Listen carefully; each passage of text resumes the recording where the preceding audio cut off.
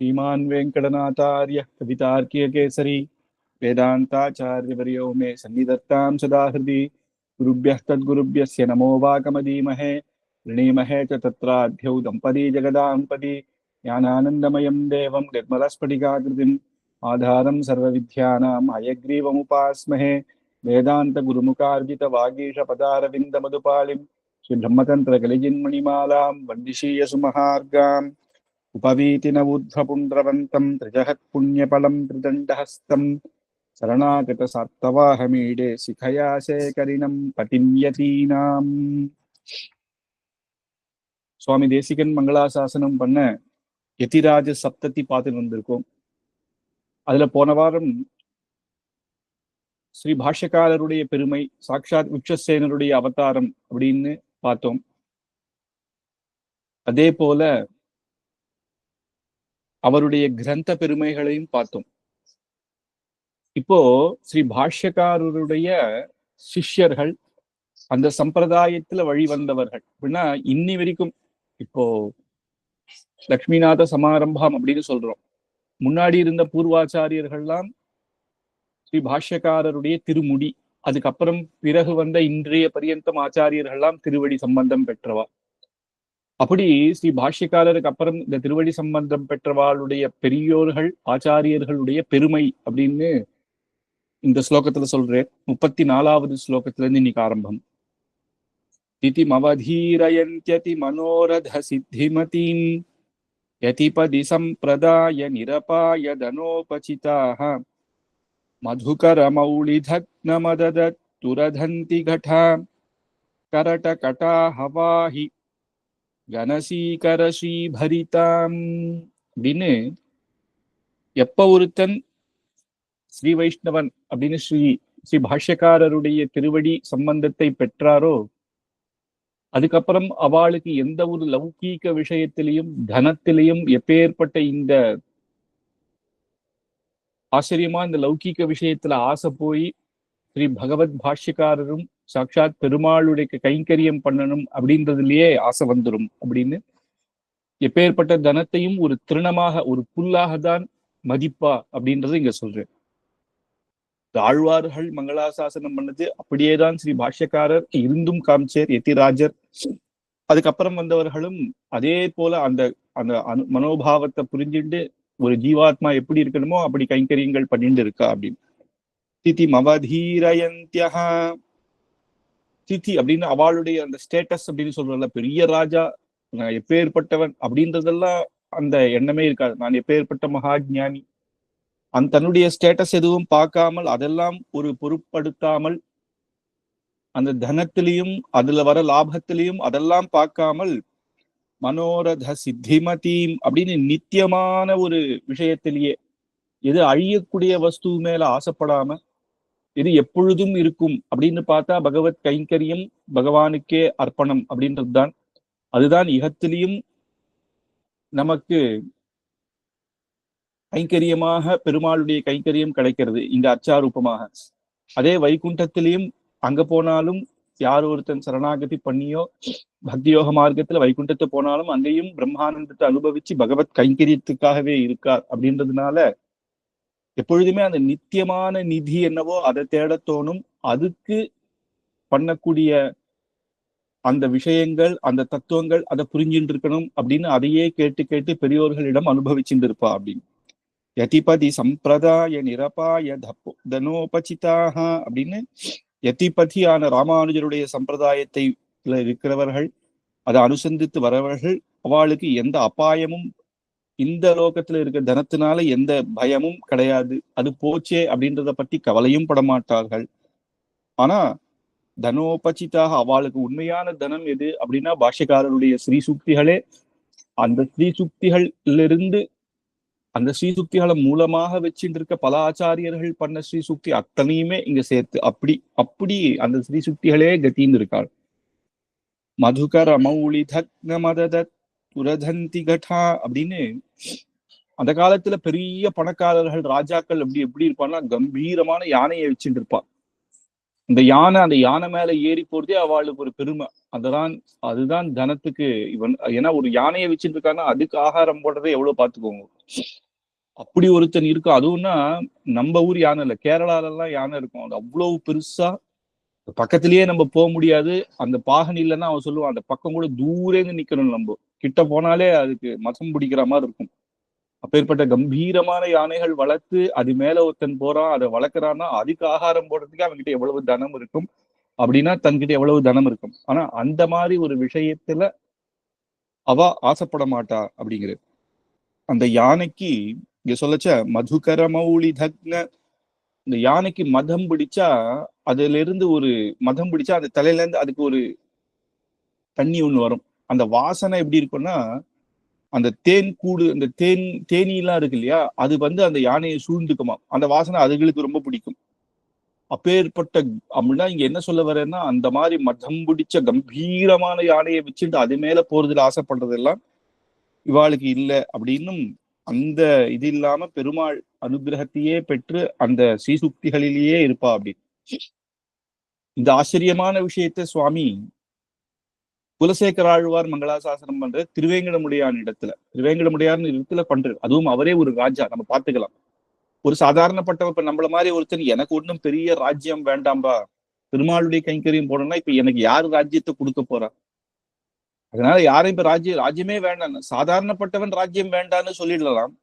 ஆனா குலசேகர ஆழ்வார் ராஜாவாக இருந்தேன், சேர நாட்டு, சேர தேசத்து, கேரள தேசத்து இந்த இடத்துல அவர் ராஜாவாகவே இருந்தேன். ஆனா அந்த ராஜ்யத்துல ஒரு துளி கூட ஆசை இல்லை. ஏதோ ராஜ்யம் தர்மத்துக்காக ராஜ்யாங்கம் பண்ணேரே தவிர அவருக்கு ஆசையெல்லாம் ஸ்ரீரங்கத்துக்கு போய் ரங்கநாதனை சேவிக்கணும் அப்படின்னு ஒவ்வொரு நாளும் கிளம்புவாராம். ஸ்ரீரங்கத்துக்கே கிளம்புவேன். ஆனா அங்க ஒரு பெரிய மகான்கள் வரா, பக்தர்கள் வரா அப்படின்னு ஒண்ணு நின்றுவேறாம் அவளுக்கு கைங்கரியம் பண்ண. ஏன்னா தாச கைங்கரியம் இன்னும் வசதி அப்படின்னு மந்திரிகள்லாம் பாப்பாலாம். இவர் இப்படியே விட்டா ஸ்ரீரங்கத்துக்கு போயிடுவார், போயிட்டா திரும்பி வரவே மாட்டேன், ராஜ்யத்தை யார் பாத்துக்கிறதுன்னே ஒவ்வொரு நாள் ஒரு பக்தர்களை வரவேற்பாலாம். அப்பதான் இவர் கிளம்பும் போது அவ வந்தா அவளுக்கு கைங்கரியம் பண்ணி அப்புறம் இங்கே இருந்துருவார் அப்படின்னு. அப்பேற்பட்ட குலசேகர ஆழ்வார் திருமலை திருவேங்கடமுடியான பத்தி மங்களாசாசனம் பண்ணும் பொழுது, கம்பமத யானை கழுத்துகத்தின் மேலிருந்து இன்பமறு செல்வமும் இவ்வரசும் யான் வேண்டேன், எம்பெருமான் ஈசன் எழில் வேங்கடமலை மேல் தம்பகமாய் நிற்கும் தவமுடையே நாவேனே அப்படின்னு. கம்பமத யானை கழுத்துகத்தின் மேலேறி, அப்பேற்பட்ட அந்த கம்பீரமான யானை மேல அந்த அம்பாரியில உட்கார்ந்து ஒரு ராஜா வர, அப்படி இருந்தவர் குலசேகர ஆழ்வார்.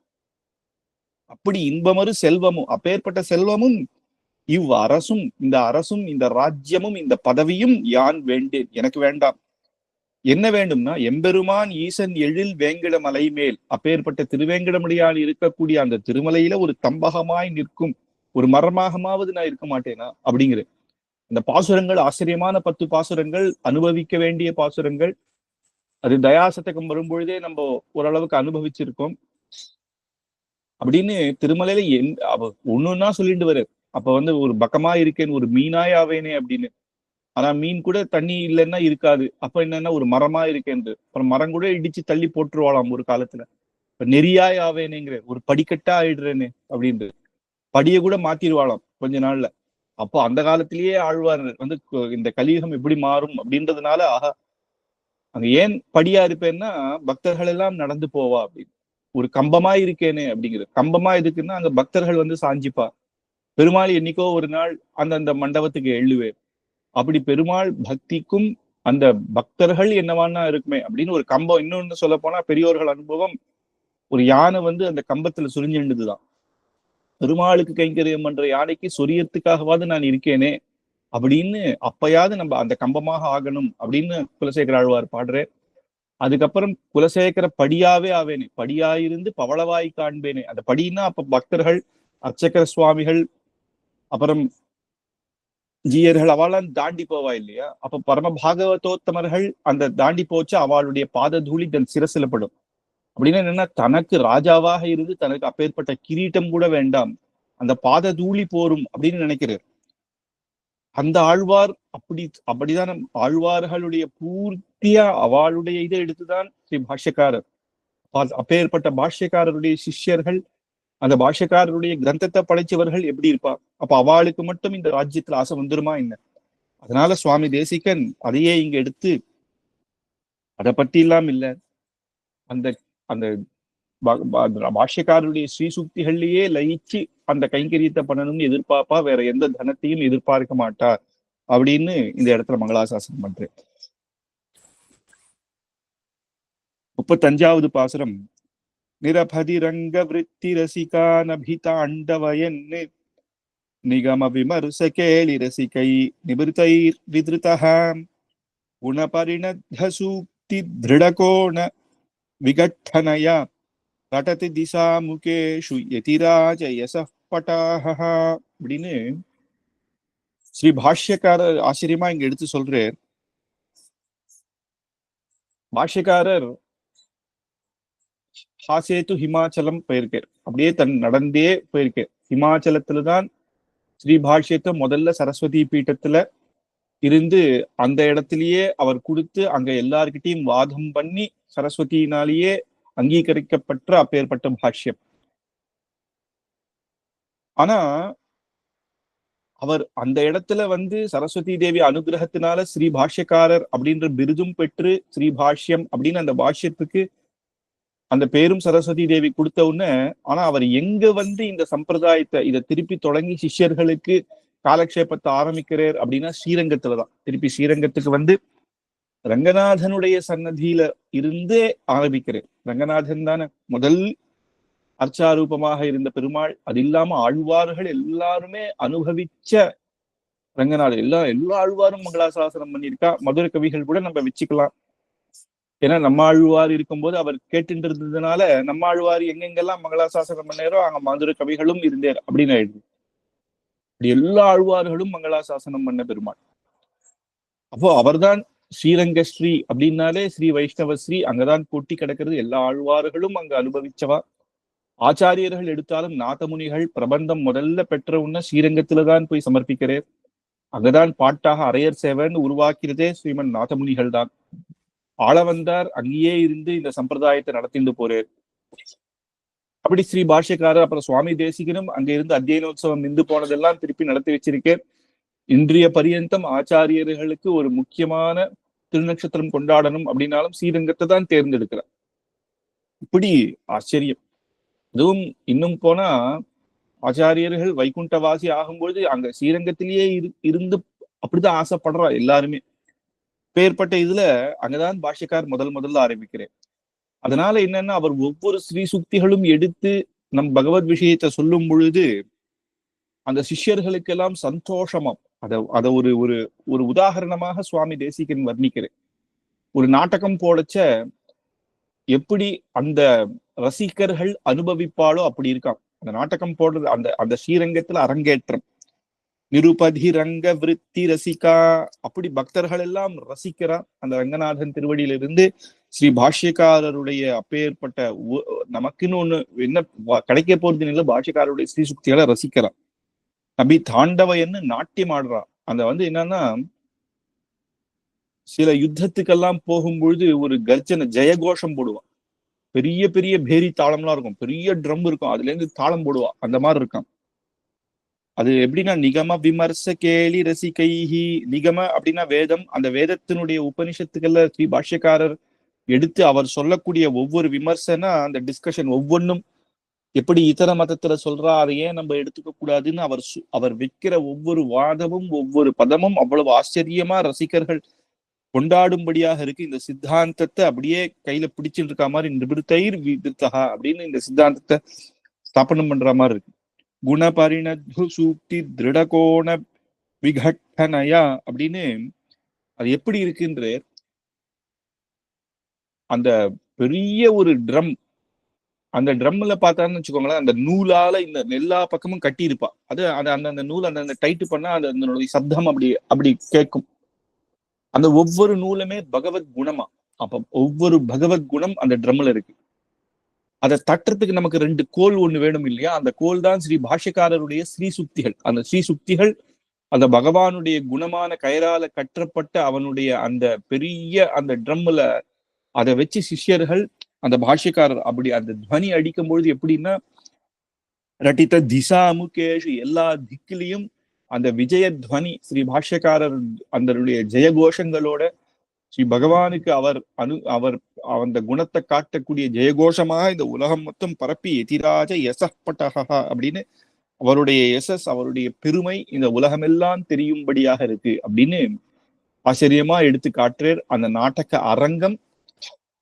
அதுல ஸ்ரீ பாஷ்யக்காரரையே தன்னுடைய ஸ்ரீ சுக்திகளால பகவானுடைய குணத்துல அவர் ஒவ்வொரு விஷயமும் எடுத்து சொல்லும் பொழுது அது ஒரு பெரிய ஜெயகோஷம் போடக்கூடிய ஒரு துவனியாகவும் அந்த பக்தர்கள் எல்லாம் அனுபவிக்கும்படி லோகத்து மொத்தம் திசை திசைக்கும் எதிராஜருடைய அந்த பதாகம் இருக்கு இல்லையா, அந்த சாம்ராஜ்யமே அந்த பதாகம் ஜெயக்குடி எடுத்து உலகத்துக்கு காட்டுற மாதிரி ஆச்சரியமாக இருக்கு அப்படின்றது இங்க எடுத்து காட்டு. அது உதாரணம், ஆச்சரியமான உதாரணம்.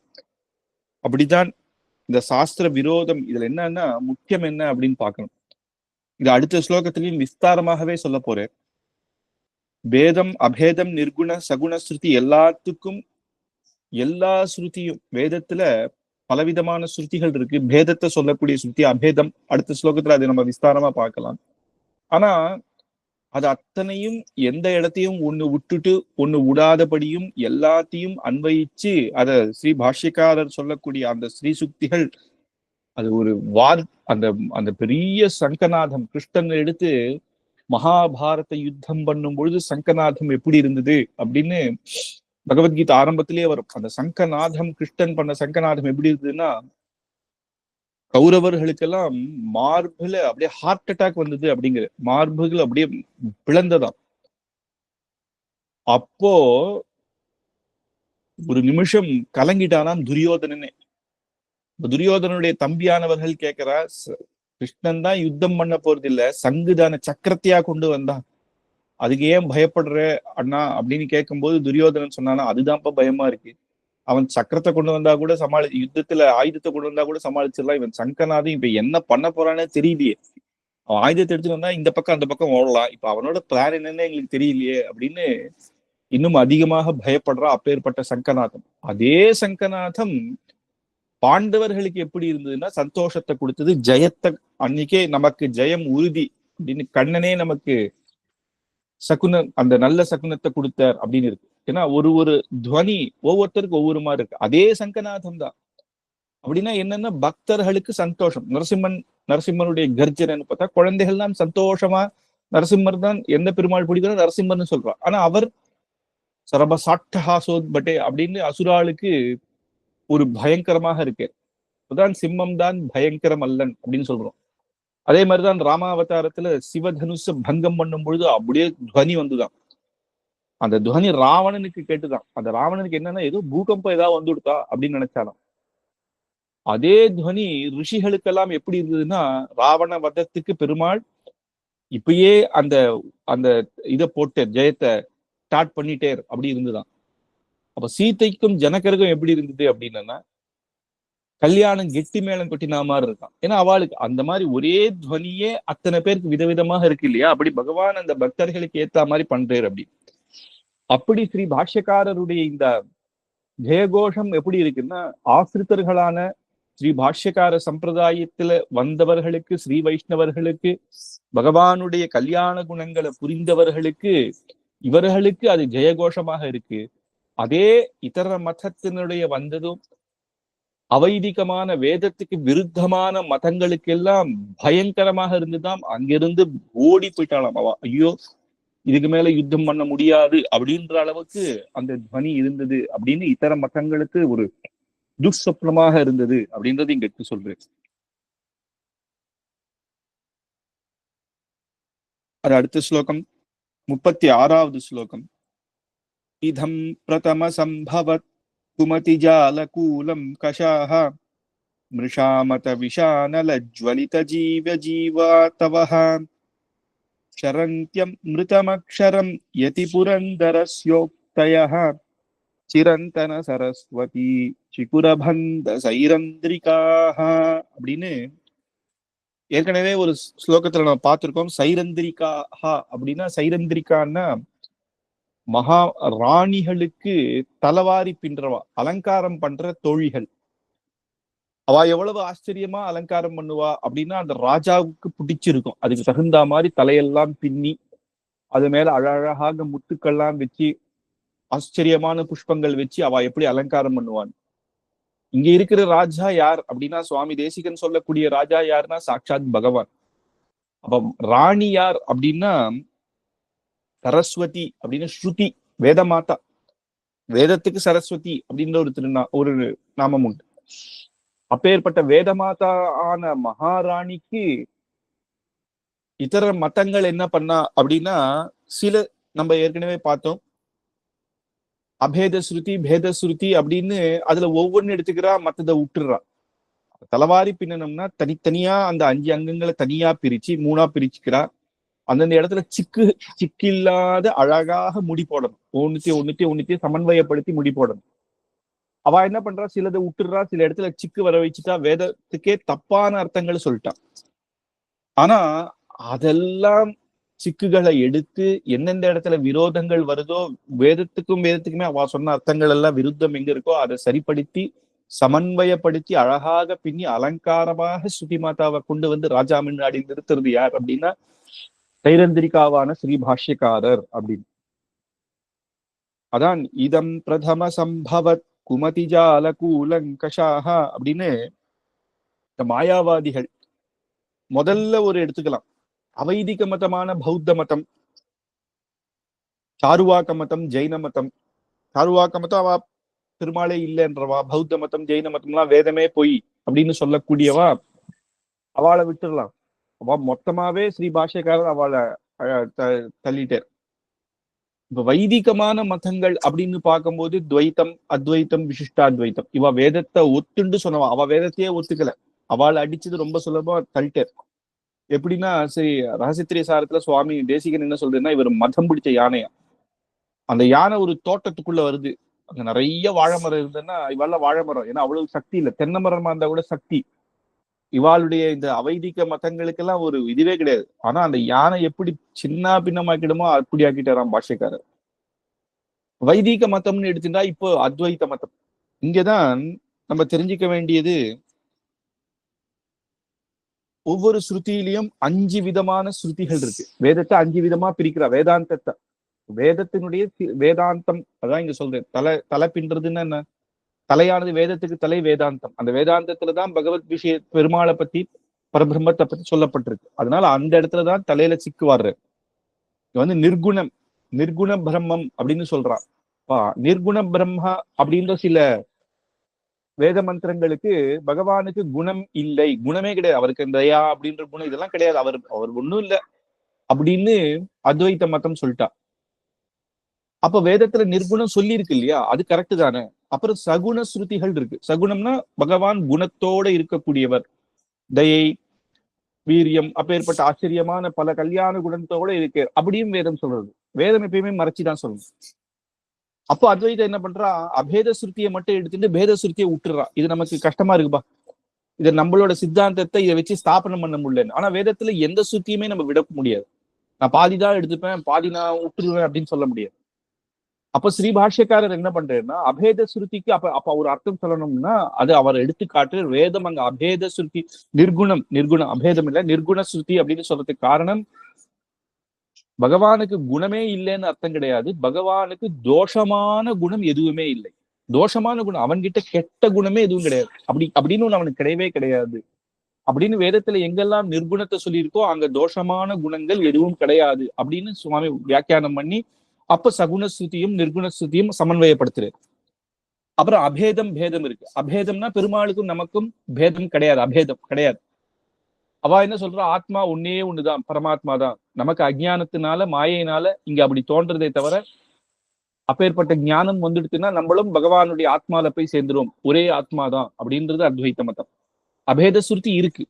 ஏகஹா, பகவான் சொல்றது அவன் ஒருத்தனே அப்படின்னு சொல்லும் போதெல்லாம் என்னமா வியாக்கியானம் பண்றேன்னா ஸ்ரீ பாஷ்யக்காரர் அவன் ஒருத்தனே அப்படின்னு சந்தேகமே இல்லை, பரமாத்மா ஒருத்தனே. இப்ப நம்ம என்ன சொல்றோம்னா, ஒரு உதாரணத்துக்கு ஒரு சுவாமி எடுத்துட்டு, இப்பேற்பட்ட சுவாமி கிடையவே கிடையாது, சுவாமி தேசிகன் போல ஒருத்தர் கிடையாதுப்பா, ஒரு ஆச்சாரியர் கிடையாது அப்படின்னு சொல்றேன்னு வச்சுக்கோங்களேன். அவர் ஒருத்தர் தான்ப்பா, அவர் தான் அப்படின்னு சொன்னா சுவாமி தேசிகன் போல ஸ்தோத்திர பாட்டங்கள்லாம் பண்ண ஆச்சாரியன் யாரும் கிடையாது. அப்ப வேற ஆச்சாரியரே இல்லையானா இருக்கா, ஆனா இவருக்கு நிகரா யாரும் கிடையாது. பாஷ்யக்காரரை போல ஒரு எத்தி கிடையாது பாருன்னா வேற யாரும் இல்லைன்னு அர்த்தம் கிடையாது. அப்ப இவர் ஏககானா பரபிரம்மம் இவர் ஒருத்தர் தான், மத்த யாரும் கிடையாதுன்னு கிடையாது. அப்ப ஜீவாத்மா உண்டு, ரெண்டாவது பரபிரம்மம் கிடையாது அப்படின்றதுதான் நம்ம எடுத்து விசேஷமா ஸ்ரீ பாஷ்யக்காரர் சொல்லிருக்காரு. அப்ப நமக்கும் அவருக்கும் அபேதம்னா உண்டு, பேதம் பேதமும் இருக்கு, அபேதமும் இருக்கு. அபேதம்னா நம்ம அவருக்கு சரீரி அப்படின்னும், அவனுக்கு நம்ம சரீரம், இந்த சித் அச்சேதன வஸ்துக்கள் அத்தனையும் அவனுக்கு சரீரமாகவும் இருக்கு. அதனால ஜீவாத்மா வேற பரமாத்மா வேற, பேதமும் உண்டு அபேதமும் உண்டு அப்படின்றத அழகாக எடுத்து நம்ம அவனுக்கு சரீர பாவமாக இருக்கிறதுனால அப்படின்னு சொல்லி இந்த ஆச்சரியமான இந்த எந்த ஒரு ஆப்போசிட் இதெல்லாம் ஒரு ஒரு இதுவும் இது ஆப்போசிட்டா இருக்கு, அதை சமன்வயப்படுத்தி ஆச்சரியமாக இந்த கட்டிக ஸ்ருதியை வைத்து, கட்டிக ஸ்ருதியில தான் இது அத்தனையும் விஸ்தாரமாக சொல்றேன். இந்த ஜீவாத்மா சித்த அச்சேத்தன இந்த எல்லாம் பகவானுடைய அந்தர்யாமியாகவும் பகவானுடைய சரீரபாவமாகவும் இருக்கு அப்படின்றத அழகா சமன்வயப்படுத்தி அந்த ஸ்ருதி மாதாவுக்கு தப்பான அர்த்தங்கள் சொல்லிட்டு போனதெல்லாம் இவர் அதை சித்தாந்தம் படுத்தி அழகாக ஒரு ஒரு வேதத்துல ஒரு பகுதி கூட இது நமக்கு தேவையில்லை அப்படின்னு விடாம அத்தனைக்கும் அவர் அர்த்தத்தை சொல்லி இதை சொன்னார். அதனாலதான் இந்த பாஷ்யம் வசத்தியான பாஷ்யம், அதனாலதான் சரஸ்வதி தேவி சிரசுல வச்சுண்டா அப்படின்றது நம்ம பார்த்தோம். அப்போ அந்த விஷயம் இங்க இருக்கு. அதனால இதம் பிரதம சம்பவத் குமதி ஜால கூலங்கஷாஹா அப்படின்னு இந்த முதல்ல குமதி ஜால அப்படின்னு இந்த அத்வைத மதங்கள் மிருஷாமதி விஷானல ஜுவலித ஜீவன ஜீவ தவஹா அப்படின்னு விஷானல அப்படின்னு விஷ நெருப்பு போலையாம். விஷத்தை சாப்பிட்டாலே நம்மளுக்கு மரணம் உண்டாகும், நெருப்புல எரிஞ்சா இன்னும். அப்படி இந்த ஆத்மாவை படுத்தி எடுத்துட்டாலும் விஷத்தையும் நெருப்பையும் சேர்ந்து இந்த அந்த ஆத்மாவனுடைய ஸ்வரூபமே தெரியாம பண்ணிட்டா. ஏன்னா நம்ம சம்பிரதாயத்துல இந்த ஆத்மாவனுடைய ஸ்வரூபம், ஜீவாத்மனுடைய ஸ்வரூபம் என்ன, பகவானுக்கு கைங்கரியம் பண்ணணும், இகத்திலையும் பரத்திலையும் அவனுக்கு கைங்கரியம் பண்றதுதான் ஜீவாத்மாவுடைய லட்சணம். அப்படின்னா அந்த ஜீவாத்மா தான் பரமாத்மா அப்படின்னு சொல்லிட்டா அப்படின்னா அதை நல்வழி போர்த்துக்கே இல்லாத பண்ணிட்டா அப்படின்னு அர்த்தம். விஷத்திலையும் நெருப்புலையும் போட்டு அந்த ஆத்மா அழியாது, ஆத்மா என்னைக்குமே அழியாது. ஆனா என்னன்னா ஆத்மா அந்த சத்கதியை அடைய விடாம திருப்பி திருப்பி இந்த மாயையிலேயே இருக்க மாதிரி பட்டா. எல்லாமே மாயைன்னா இந்த லோகமே மாயை அப்படின்னா எனக்கு ஒரு ஆச்சாரியர் நல்ல தத்துவத்தை எடுத்து கொடுத்தா அப்ப அந்த ஆச்சாரியரும் மாயைன்னு ஆயிடுறது இல்லையா, அவரும் இந்த லோகத்துல உட்பட்டவர் தானே. பகவான் படைத்த லோகத்தை மாயைன்னு சொல்லிட முடியுமா? அப்ப அவன் சும்மா ஒரு விளையாட்டுக்கு படைக்கிறானா, எதுக்காக அவன் படைக்கிறான் அப்படின்னு கேள்விகள் வருது இல்லையா. அப்ப இந்த லோகமும் மாயை இல்லை, நம்மளுடைய ஸ்வரூபம் பகவானுக்கு கைங்கரியம் பண்றது, அந்த தத்துவங்களை புரிஞ்சு ஆச்சாரியர்களுடைய அனுகிரகத்தை பெற்று இது நித்தியமான லோகம் இல்லை, நிரந்தரமான லோகமான வைகுண்டத்துல போய் எப்பொழுதும் கைங்கரியம் பண்ணணும். பகவான் இதுக்கு மாயையான லோகத்துல அவதாரம் பண்ணணும்ன்ற அவசியமா அப்படின்னு எடுத்து இதை நமக்கு ஒவ்வொரு விஷயத்தையும், ஏன்னா ஒவ்வொரு நாளும் ஒவ்வொரு அனுபவம் எல்லாமே இது எதுவுமே மாயல். இன்னும் சொல்ல போனா ராமானுஜ சம்பிரதாயத்துல நம்ம கனவு கூட மாய கிடையாது. ஒரு கனவு வருது அப்படின்னா அது மாயைன்னு சொல்லிட முடியாது, அதுவுமே புண்ணிய பாபத்தினுடைய பலன் அப்படின்னு தான் சொல்றேன். சில புண்ணியங்கள் நம்ம நேர அனுபவிக்கிறோம், சிலது பெருமாள் நினைக்கிறதாம். ஒரு நாள் பெருமாளையே நினைச்சிட்டு இருக்கோம்னா திடீர்னு ராத்திரி பெருமாள் சொப்னத்துல வர்றாரு அப்படின்னா பெருமாள் சொப்னத்துல சேவை சாதிக்கணுங்கிறார். அது நம்ம பண்ண பக்தினால. இன்னும் அதிக பக்தி பண்ணா நேரையே சேவை சாதிப்பேன். அதே மாதிரி கஷ்டம், திடீர்னு பயப்படுவோம், திடீர்னு எக்ஸாம் ஃபெயில் ஆகிற மாதிரி ஒரு கனவு வரும், கிளாஸுக்கு போறோம் டீச்சர் அடிக்கிற மாதிரி ஒரு கனவு வருதுன்னு வச்சுக்கோங்களேன், அது நம்ம ஏதோ ஒரு தப்பு பண்ணியிருக்கோம்னு அர்த்தம். அந்த மாதிரி அந்த எண்ணங்கள் அப்பதான் அது வரும். அதனால எதுவுமே கிடையாதுன்ட்டு. இன்னும் சொல்ல போனா விஸ்தாரமா சொல்றாரு. திடீர்னு ஒரு 10 தலை யானை கனவுல வந்தது அப்படின்னா 10 தலை யானைன்னு ஒண்ணு கிடையவே கிடையாது, அது எப்படி கனவுல வருது, அது வேற நம்ம சத்தியம்னு சொல்றோமே அப்படின்னா அதுக்கு கூட சுவாமி ராமானுஜர் என்ன சொன்னா அதை பிரிச்சு பார்க்கணும். யானைன்னு ஒண்ணு இருக்கு இல்லையா, அதுதான் நம்மளுக்கு அப்படி 10 தலை யானையா, அப்ப 10 தலை வேற ஏதோ ராவணன், அதை வச்சு நம்ம அதை யூகிக்கிறோம். சின்ன சின்ன சின்ன விஷயத்தை வச்சு நம்ம அப்படி யூகிக்கிறோம் அப்படின்றதுனால இது எல்லாமே நம்ம ஏதோ ஒரு தனித்தனியா பிரிச்சு பார்த்தா ஏதோ ஒண்ணு நம்ம ஏதோ ஒரு காலத்தில் நம்ம அதை பார்த்திருப்போம் அப்படின்ற ஒரு இதனால அப்பேற்பட்ட கனவுகள் வருது அப்படி. அந்த மாதிரி இவ ஒரு விஷ நெருப்பாக நம்ம ஆத்மாவை சத்கதி அடைய முடியாம ஆனதுனால அப்பதான் ஸ்ரீ பாஷ்யக்காரருடைய ஸ்ரீசுக்தியானது க்ஷரந்தியம் மிருதம் அக்ஷரம் அப்படின்னு அந்த ஆத்மாவுக்கு ஒரு நல்ல எனர்ஜியை கொடுத்து பாசிட்டிவ் மிருதம் அக்ஷரம் அப்படின்னு அமிர்தமாக அக்ஷரம் அப்படின்னா அழியாத, அப்படின்னா ஆத்மா என்னைக்குமே அழியாது. அப்ப என்ன சொல்றேன்னா, அது எந்த இடத்துக்கு உசந்த இடத்துக்கு போகணுமோ, அழியாத அந்த கைங்கரியத்தை பண்ணமோ அந்த இடத்துக்கு அது போகும். யதி புரந்தரஸ்யோக்தி, அப்பேற்பட்ட எதிராஜருடைய ஸ்ரீ சுக்திகள் நமக்கு, நம்ம ஆத்மாவுக்கு நல்ல, அப்படின்னா நம்மளுக்கு நல்ல யோக்கியத்தையை கொடுக்கும் அப்படின்னு. கிரதன சரஸ்வதி சிகுரபந்த சைரந்திரிகா அப்படின்னு, கிரந்த அப்படின்னு அந்த ஏன்சியன்ட், அந்த பழைய காலத்து அந்த பேர்பட்ட வேதார்த்தங்களை தப்பான சொன்னதெல்லாம் தூக்கி சிக்குரபந்த சைரந்திரிகா அப்படின்னு அந்த அழகாக அதை பின்னி சமன்வயப்படுத்தி அந்த ஸ்ரீ சுக்திகள் இது பண்றார் அப்படின்றது இங்க ஆச்சரியமாக சுவாமி தேசிகன் எடுத்துக்காட்டு. 37வது ஸ்லோகம். சுதாசன சுதர்கிரஹ ஸ்ருதி சமஷ்டி முஷ்டந்தயஹ கதாஹவமசௌகதன் கபட சௌகதான் கண்டயன் முனிர்மனசி லக்ஷ்மணோ மத மதஞ்சயத்யஞ்சசா முகுந்தசன மௌக்திக பிரகர சூக்திபி சூக்திபிஹி அப்படின்னு, இதையும் அதனுடைய கண்டினியூட்டி தான். போன ஸ்லோகத்துல என்ன சொல்றார், எல்லா வேதத்தினுடைய அந்த அந்த விதமான ஸ்ரீ சுக்திகளை சமன்வயப்படுத்தி நமக்கு அனுகிரகிச்சார் அப்படின்றது. இங்க என்ன அப்படின்னா, அந்த ராமானுஜர் ஆச்சரியமா இங்கேயும் ஒரு எக்ஸாம்பிள் கொடுக்கிறார். ராமானுஜர் சாக்ஷாத் பகவான் அப்படின்றவர் ஒரு பெரிய சமுத்திரம். அதுல ஸ்ரீ ராமானுஜர் எப்படி இருக்கேன்னா, ஒரு ஷெல் அப்படின்னு சொல்றோம் இல்லையா, அதுல இருந்து முட்டுக்கள் வரும், சிப்பி அப்படின்னு சொல்லுவோம். இந்த சிப்பியை அடிச்சு திறந்தா அதுல இருந்து முட்டுக்கள் வரும். அப்போ பெருமாள் அப்படின்ற பெரிய இந்த சமுத்திரத்துல ராமானுஜர் அப்படின்ற அந்த சிப்பிகள் இருக்காம். அதை திறந்து பார்த்தா ஒவ்வொரு பகவத் குணமான அந்த ரத்னங்கள், ஒவ்வொரு ரத்னம் வைரம் எல்லாமே அந்த இதுல இருந்தானே வருது. அப்படி பகவானுடைய ரத்னமான குணங்கள் ஒவ்வொன்றுத்தையும் எடுத்து காட்டுற மாதிரியாக இப்பேற்பட்ட இந்த ராமானுஜர் இருக்கே, ஒரு சிப்பியாக இருக்கே அப்படின்றத இங்க எடுத்து காட்டுரு. சுதாசன சுதுர்கிரஹ ஸ்ருதி சமஷ்டமுஷ்டிந்தயஹ அப்படின்னு ஸ்ரீ பாஷ்யக்காரருடைய பெருமை என்ன அப்படின்னா மூணு சொல்றேன். ஒண்ணு என்னன்னா, வேதத்துக்கு முக்கியமாக பூர்த்தியாக அனுகிரகிச்சவர். இது தேவர்களால கூட முடியல. ஏன்னா தேவர்கள் அமிர்தத்தையே போக்கியமாக நினைச்சுட்டு இருக்கா. ஆனா பகவத் கைங்கரியத்தையே போக்கியமாக நினைச்சுட்டு இருக்கவர் ஸ்ரீ பாஷ்யக்காரர். அதனால தேவர்கள் என்னதான் வசதி அப்படின்னாலும் அவளை நம்ம ஆச்சாரியர்களோட ஒப்பிடவே கூடாது. அததான் நீங்க சொல்றேன், சுதாசன சுதிர்கிரக, அந்த தேவர்களும் அமிர்தத்தை பெருமையா நினைச்சிட்டு இருக்கா. அப்பேற்பட்ட பகவானே வந்து திருப்பார்கடல் களையும் போது உனக்கு என்ன வேணும்னா உம்முடைய அனுகிரகம் போறோம், உம்முடைய சரணத்துல கைங்கரியம் போறோம்னு கேட்காம அவ என்ன கேட்கறா, எப்படியாவது அமிர்தத்தை வாங்கி கொடுங்கிறான். அது கிடைச்ச உடனே எல்லாம் போயிட்டா.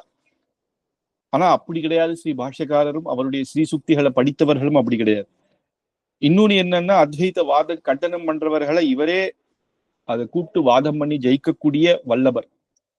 கதாஹவமசௌகதன் கபட சௌகதான் கண்டயன் அப்படின்னு கண்டிக்கிறவர்.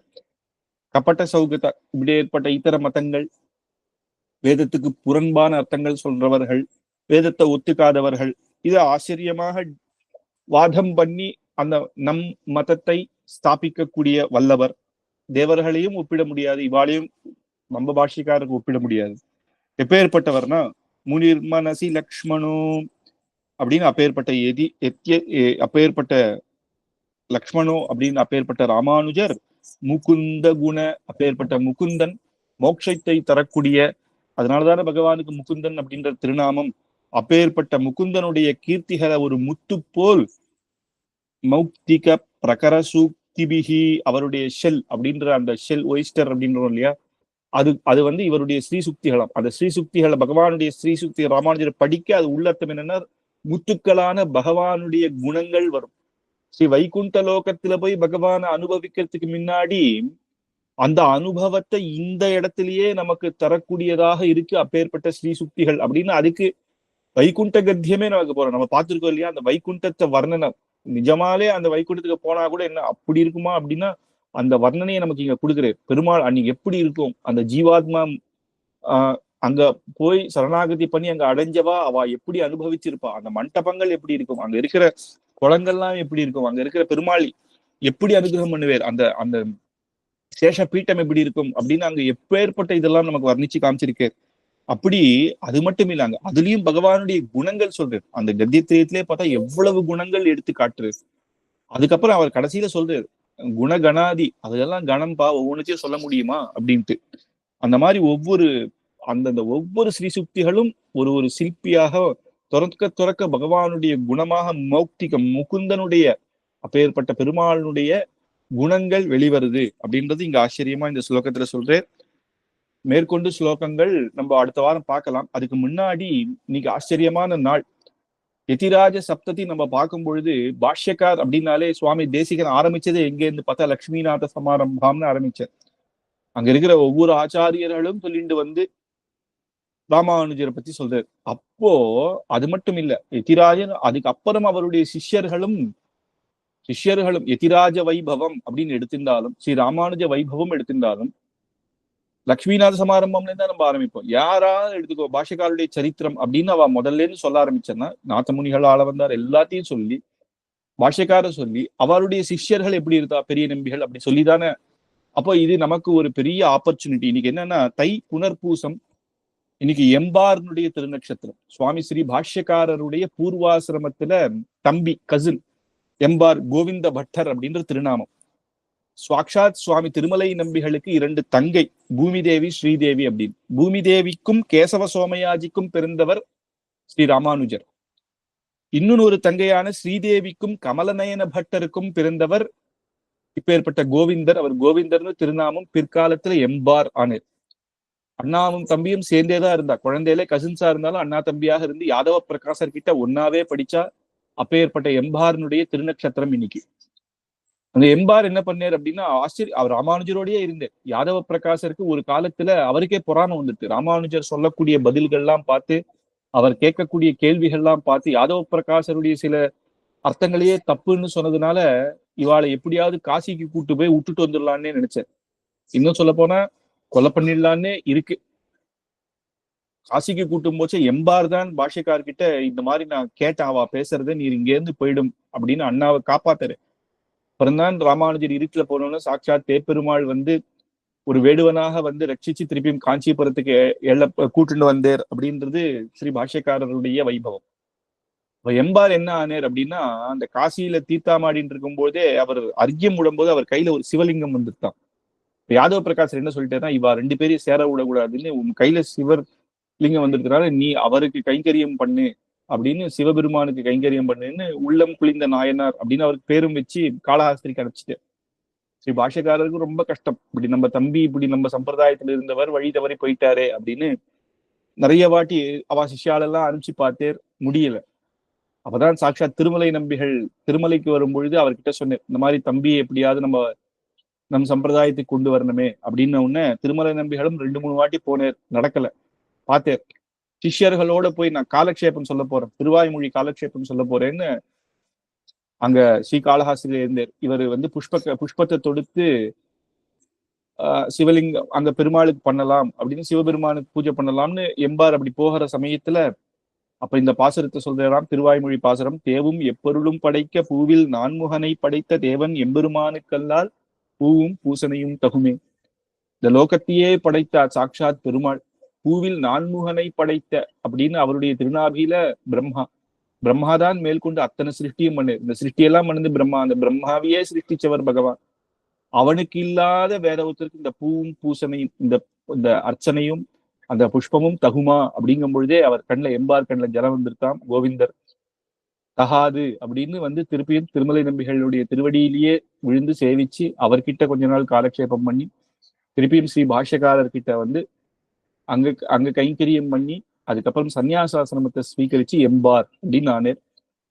சம்பிரதாயத்துல பெரிய ஆச்சாரியர். அவருடைய சிஷ்யர் தான் பராசர பட்டர். கூரத்தாழ்வாருடைய குமாரர் பராசர பட்டர் எம்பார் கிட்டதான் காலக்ஷேபம் பண்ணார். அப்படி ஆச்சரியமான சம்பிரதாயத்துல ஸ்ரீ பாஷ்யக்காரருடைய சொந்த அப்படின்னா தன்னுடைய பூர்வாசிரமத்துல அவருடைய சித்தி பையன் அப்படின்னு சொல்லக்கூடிய இடத்துல இருந்து 2 பேரும் ஒன்னாகவே பால்யத்திலிருந்து இருந்து அதுக்கப்புறம் திருப்பியும் ஸ்ரீ வைஷ்ணவ சம்பிரதாயத்துல திருமலை நம்பிகள்னாலே வந்து ஆக்கப்பட்டு அதுக்கப்புறம் ஆச்சரியமான காலக்ஷேபங்கள்லாம் சொல்லி நிறைய சிஷ்யர்களை ஏற்படுத்தினவர். ஸ்ரீ பாஷ்யக்காரருடைய இருந்து கைங்கரியம் பண்ணவர். அப்பேற்பட்டவருடைய திருநட்சத்திரத்துல எத்திராஜ சப்தத்தில நம்ம அவரையும் நினைச்சு சேவிக்கிறது ஒரு பாக்கியமா நினைச்சு முடிச்சுக்கிறேன். கவிதார்க்கிக சிம்ஹாய கல்யாண குணசாலினே ஸ்ரீமதே வெங்கடேஷாய வேதாந்த குரவே நமஹ. அடியே.